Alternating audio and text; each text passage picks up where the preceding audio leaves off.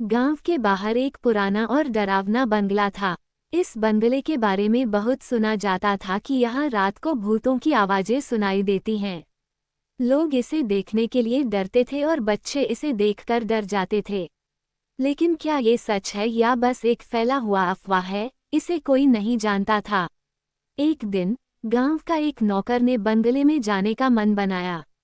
उसने सोचा कि यह अफसोसनाक और मज़ेदार हो सकता है, लेकिन उसके दोस्तों ने उसे डराया और कहा कि वो बंगले में नहीं जाना चाहिए। परंतु उसकी जिद पर वह अकेले ही उस बंगले में घुस गया।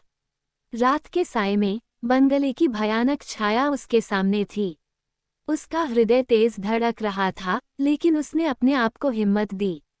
वह बंगले के अंदर चला गया। बंगले के अंदर का माहौल बिल्कुल अलग था। वहाँ अंधेरा था और बड़े बड़े चिन्ह दीवारों पर चित्रित थे। उसने अपनी टॉर्च जलाई और बंगले की सारी कोनों की जांच की। धीरे धीरे उसका ध्यान एक वृत्ताकार दीवार पर गया।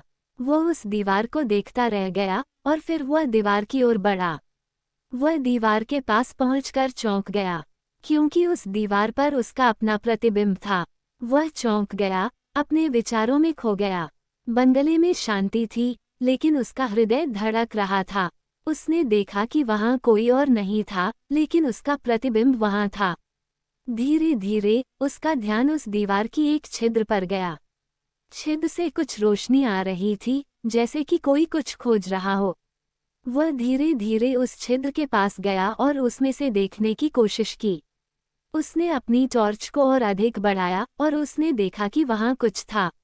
वह और करीब गया और देखा कि वहां एक पुरानी बुक थी।